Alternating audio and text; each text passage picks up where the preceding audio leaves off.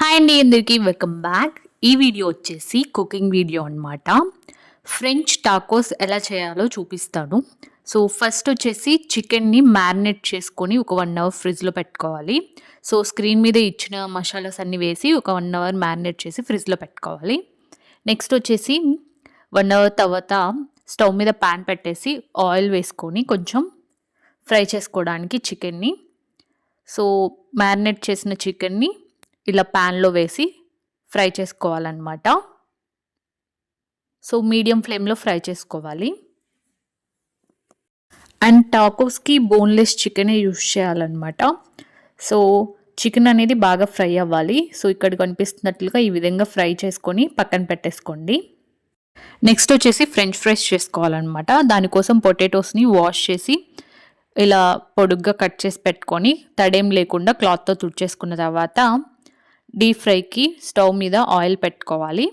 And ఈ ఆయిల్లో వేడయ్యాక ఫ్రైస్ అనేవి వేసుకోవాలి. ఇక్కడ మనం కార్న్ఫ్లోర్ అలాంటివి ఏం యూస్ చేయట్లేదు. జస్ట్ పొటాటోస్ క్లీన్ చేసుకొని డైరెక్ట్గా ఆయిల్లో ఫ్రై చేస్తున్నాము.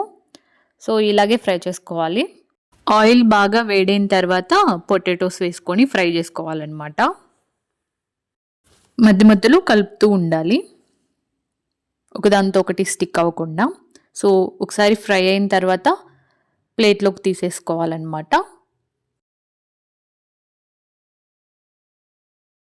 నెక్స్ట్ వచ్చేసి వైట్ సాస్ చేయాలన్నమాట. దానికోసం మిల్క్ తీసుకున్నాను. ఒక 1/2 లీటర్ మిల్క్ కావాలి.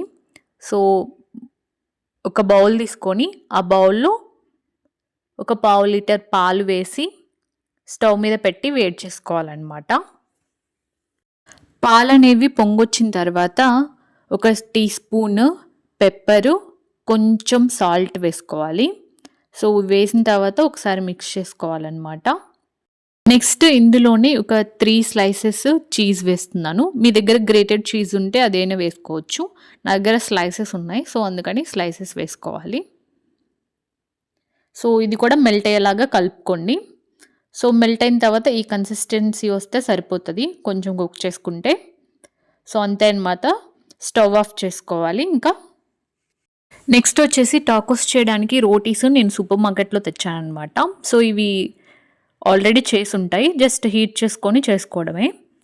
సో ఇవి కొంచెం టోస్టర్లో ఒక 1 మినిట్ వెయిట్ చేయాలన్నమాట.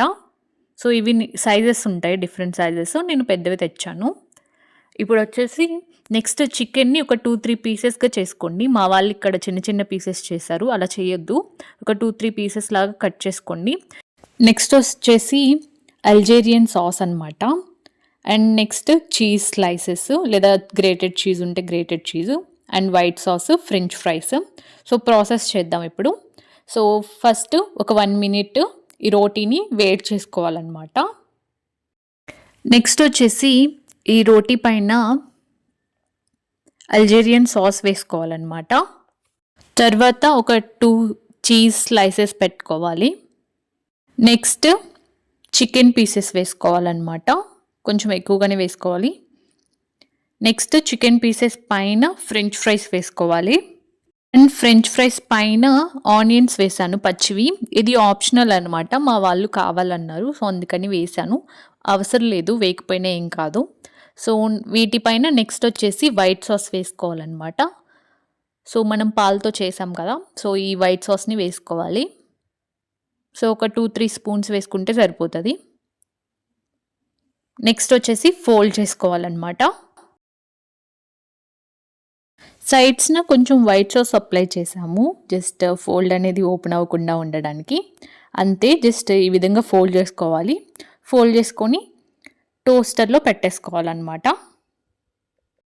ఒక 2-3 మినిట్స్ తర్వాత ఓపెన్ చేసి చూస్తే కొంచెం టోస్ట్ అయి ఉంటుంది. సో ఈ విధంగా ఒక సైడ్కి ఇంకొక సైడ్కి రొటేట్ చేసి పెట్టి మళ్ళీ క్లోజ్ చేయాలన్నమాట ఒక 2-3 మినిట్స్. సో అంతే, రెడీ అయిపోతుంది. ఇదే విధంగా నేను ఇంకొక 2 చేశాను టాకోస్ అనేవి. సో ఇంతే అనమాట. ఓపెన్ చేసి చూస్తే ఇలా రెడీ అయి ఉంటుంది. సో ఇంకా కట్ చేసేసుకొని తినడమే అనమాట. సో రెసిపీ అయితే ఫినిష్ అయిపోయింది.